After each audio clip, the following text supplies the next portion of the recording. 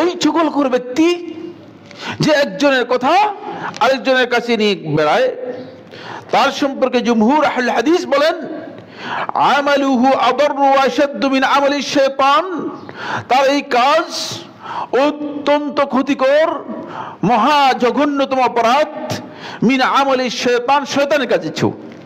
কারণ কি? শয়তান কাজ করে থাকে বিল ওয়াসওয়াসা, শয়তান আপনার মাঝে আমার মাঝে কাজ করে থাকে দূর থেকে ওয়াসওয়াসার মাধ্যমে। কি মাধ্যমে? সামনে আসে না।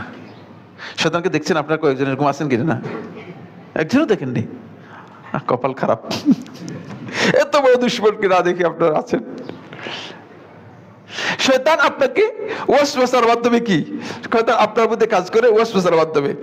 ওয়া হাযা আমালুন নামাম, আর এই চগলখোর ব্যক্তি বিল মুওয়াজাহা, আপনার সামনে এসে সরাসরি আপনার ক্ষতি করতেছে। চিন্তা করছেন? ওয়াসওয়াসার মাধ্যমে। তাহলে তার কাজটা অনেক বেশি জঘন্য, অনেক বেশি জঘন্য।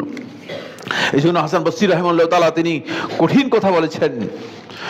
কোন ব্যক্তিকে যদি তুমি দেখো সে তোমার কাছে অন্যের কথা নিয়ে এসেছে, তাহলে তাকে শয়তান মনে করো, অথবা শয়তানের রাসূল মনে করো, শয়তানের তাকে মেসেঞ্জার হিসেবে মনে করো, অন্যভাবে তাকে ট্রিট করবে না।